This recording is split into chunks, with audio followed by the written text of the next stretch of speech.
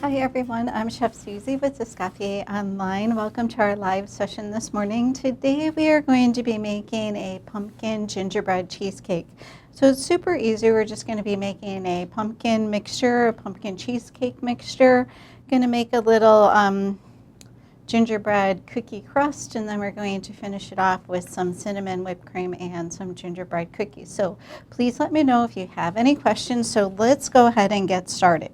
Okay, so for the crust, you can pretty much use any cookies that you have for your cheesecake crust, and you can have a lot of fun. You can be creative. I've ground up some Gingersnap cookies. I've added a little bit of cinnamon, a little bit of butter to this. What you can do too, instead of adding things like butter to this or margarine, you can add some dates. You can grind up some dates or some figs or something sticky like that, and that'll work just as well too. So we have a nice little crust going, so let's go ahead and fill our pan. So I just have one of my regular cake pans here. It's an 8-inch pan, and I sprayed the bottom and the sides, and then I'm lining this with parchment, and this is going to ensure that your cheesecake comes out. Okay, so I'm just going to make my crust, and then we're going to set this aside. And please let me know if you have any questions. You can use the Springform Pan as well, and this is the pan that I have, so I'm using this one. And what I'll do is I'll invert the cheesecake, but a Springform Pan, you just have to release the side. So whatever you have, just work with what you have. You can make these in individuals too. That's super nice. And the nice thing about making individual cheesecakes, if you didn't want to make this crust, you could just put one of your Gingersnap cookies in the bottom of one of your pans, one of your individual size pans, and then fill it with cheesecake batter too. So that's an option as well. So what we're going to do is we'll save a little bit of this mixture, and then we'll put it around the outside of the cheesecake. Okay, so this is pressed in, ready to go. And you want to press it in until it's not loose. You don't have to worry about getting it too firm. And please let me know if you have any questions, okay? All right, so let's go ahead and make our cheesecake mixture. Okay, so what we're going to be doing is we're just going to be creaming some cream cheese, and there are so many formulas out there for cheesecake, and you can use your favorite cheesecake and just use some of the techniques that I'm showing today. And always make sure that your cream cheese is at room temperature. So I'm just going to cream my cream cheese. And then what we're going to do is we are going to add our sugar. I'm just using granulated sugar. You can use brown sugar. That's nice as well. And I've got some cinnamon in here. You can put a little bit of ginger to reinforce the crust flavor. And I've got a little bit of cornstarch.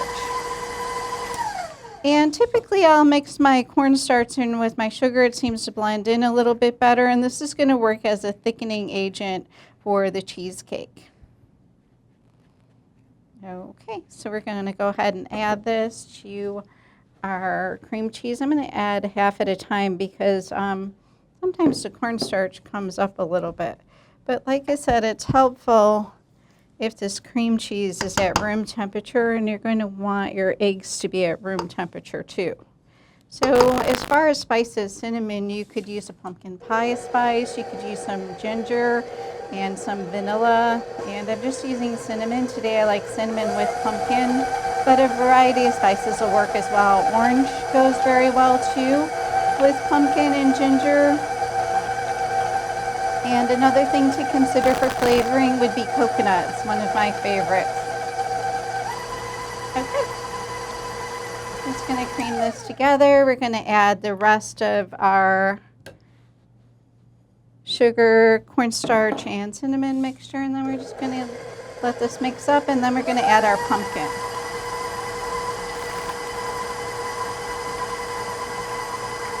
And like I said, let me know if you have any questions along the way. And I'm just using some pumpkin puree, some canned pumpkin puree. This is fine. You can make your own. You could also use another squash too. Butternut squash is nice this time of year. Acorn squash. But pumpkin is great too. Okay, So we're just going to mix these together, and then we're going to add our liquids. I've got some whole eggs, I've got some heavy cream, and some half and half. So some of these recipes you'll see sour cream in them. For cheesecake, not uncommon at all. It's just going to reinforce the sour flavor. And we've got a nice mixture going here. I'm going to go ahead and scrape this down. Cheesecake, super important to scrape this down. This way you're not going to get any of those cream cheese lumps. And like I said, having the cream cheese at room temperature is really a key for making cheesecakes, smooth cheesecakes. And let me know if you have any questions. Everyone is so quiet. Are you thinking about how you're going to make your cheesecake? Okay. All right, let's go ahead and get this mixed up. If you find when you're making these mixtures, if you for some reason end up with a lot of lumps and you just can't get them out, you can try to strain the mixture as well. But you really don't want any of those white lumps in your cheesecake. Okay, so it's looking good. We've got a few lumps in there and they seem to be mixing themselves out. I'm going to go ahead and scrape this down again. And with this, I always use the paddle attachment. You want to save your whisk attachment for those lighter jobs like your whipped cream and your meringue.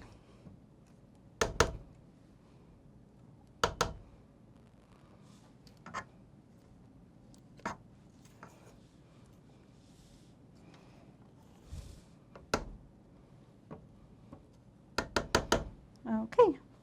So the mixture is looking good. You just want to have all of this cream cheese incorporated in. No lumps, or as few as you can get. Like I said, if you're having a lot of lumps, you can try to strain them out too. Okay, so next we're going to put in the eggs, and then lastly we'll put in the cream. So please let me know if you have any questions. Super easy cheesecake mix to make. This is a really nice recipe. And I think that you'll enjoy it, and the cornstarch is doing some thickening in here as well when it's going to bake.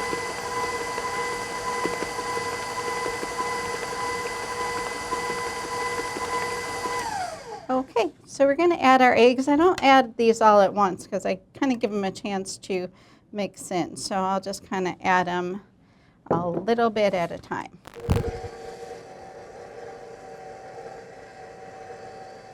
And in the beginning of these cheesecake mixes, be sure that you're scraping down a lot, adding the ingredients a little bit at a time, because these are the times in the beginning where these lumps are going to form.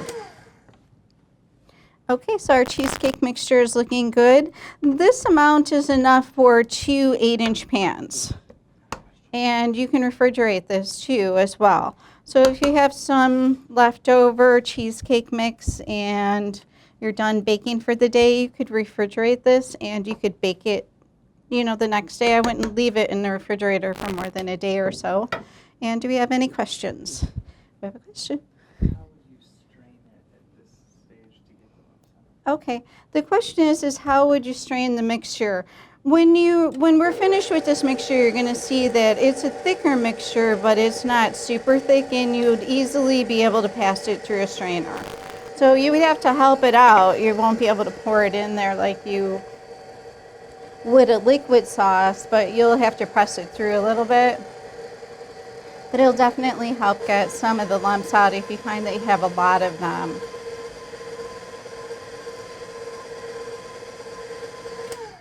Okay, so as you see, it's starting to get a little bit thin down here. And once we add our cream, it's not going to be very liquidy, but it's going to be thin enough where you could definitely pass it through a strainer without too much difficulty.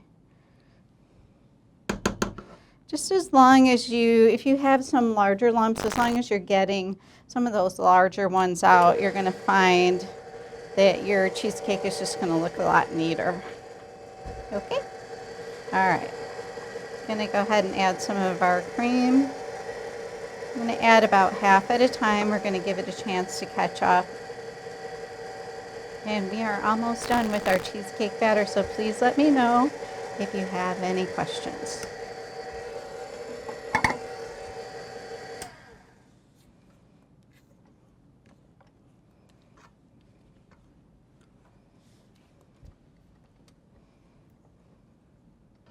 Okay, as you can see, it's getting a little bit looser, and this would definitely be pretty easy for you to strain.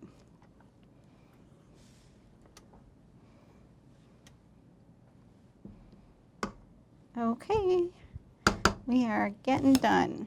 Okay, now I'm going to put my half and half in. And this is just a different kind of a cheesecake, and it has liquid in it, but the cornstarch is going to do the thickening here. If you're making a cheesecake that doesn't have cornstarch in it, it might not be so, might be a little bit thicker, especially if you're using sour cream and just using eggs as your thickening agent. It might be a little bit thicker. But I'm just a fan of this mixture, and I think that you're going to like it too.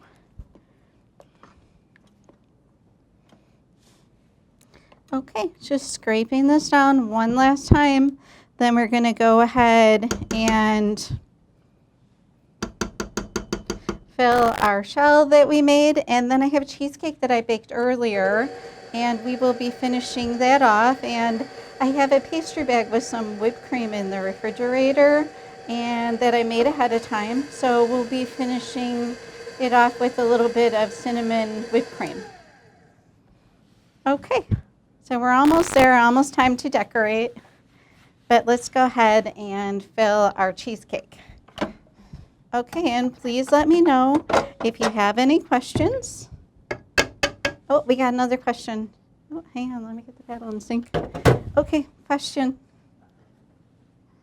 Someone was recommended to make the batter in a blender, but they were worried that that would overmix it. Okay, we had a suggestion to maybe mix the batter in a blender, and that could overmix this. It could aerate it too much. I definitely recommend using a mixer. If you don't have a stand mixer, you could use a hand mixer.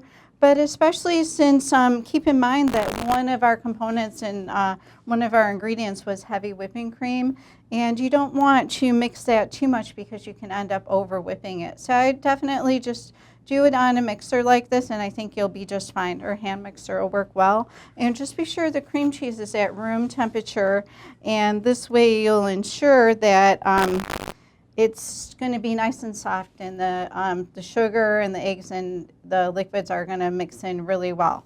Okay, so we're just going to go ahead and fill this. Super easy to do. And another reason that you would want this crust to be patted a little firmly but not too firm, when you pour this mixture in, you don't want it to move at all. So this gets baked just like this. Like I said, you can bake this in a springform pan, or you can just make it in a cake pan like I have today and then just invert it. This is going to go in a water bath at 350 degrees. 8-inch cakes bake for about an hour and 10 or 15 minutes. And larger cakes, such as 10-inch, are going to bake for about an hour and a half. They're going to be in a water bath, so they're going to be baking much slower. Okay, so this is our finished cheesecake batter. So we're going to go ahead and take a look at a cheesecake that I baked earlier today. Okay. So this is our finished pumpkin cheesecake. And once in a while, they're going to crack on you, even if you have them in a water bath. I've got a few cracks here. You can just kind of press them together or just decorate them over. And I can assure you, something like this, you'll be the only one that notices this. Okay, so we're going to go ahead and decorate this with a little bit of cinnamon whipped cream that I made earlier. I had it in the bag in the refrigerator. And just going to put a little whipped cream in the center and on the sides. You could make just vanilla whipped cream, vanilla bean. Like I said, coconut, super nice flavor profile, nice complement to pumpkin cheesecake. Okay, and please let me know if you have any questions. We're getting ready to wrap up. We've got another question. Is there anything you could substitute half and half for? Okay, there was a question about a substitute for half and half. You could, I'm not sure if you're looking for something non-dairy, you could try a non-dairy milk.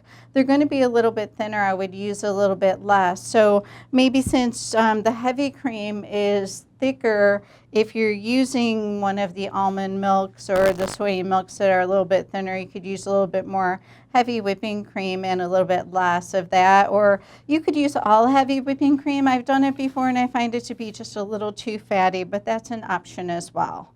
So I hope that is helpful. So let's go ahead and put some almonds on here. Okay, I just toasted some almonds earlier. It's a nice compliment. And we're going to put some blueberries in. I have a few cookies that I made earlier too, and we'll be putting those on. So let's go ahead and put a few of our blueberries on here. So the blueberries this week are giant. They're beautiful. Sometimes they're so little and sometimes they're big, and you just never know. So I've got a few decorations and we'll go ahead and put those on. I have them on a tray behind me. So as you can see, I had a few cracks on here and they're really not very noticeable once you get all your decorations on here. Okay, so blueberry, super nice color. You could even do a blueberry sauce if you were to serve this on a plate.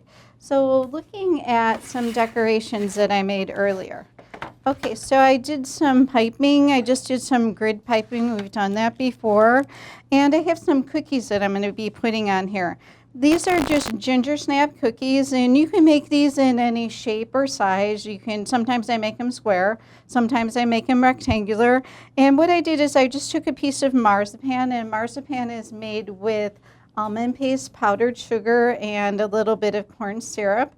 So I just have a little piece of marzipan on top of my my gingerbread cookie, and then I just finish these off with some chocolate. I've dipped some I put a little bit of lining on here, and this is a super nice flavor profile. I think that you'll like the almond with the pumpkin along with the ginger and with the sliced almonds and the almond paste on the cookies.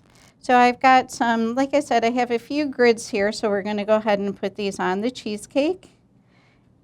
And then we're going to put a couple of our cookies, and you will be sure to dazzle your friends and family. It's a super pretty little cheesecake and pretty simple to make. Okay, so let's go ahead and put a few of our cookies on here, and we'll just finish it off. Okay, I'll put that on so you guys can kind of see it. And this marzipan with the gingerbread is just a super nice touch. You'll really like this cookie once you try it. I've been making this for a while and I've had a lot of success with it.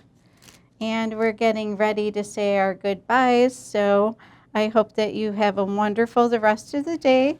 And please be in touch if you have any questions. And thank you so much. Goodbye.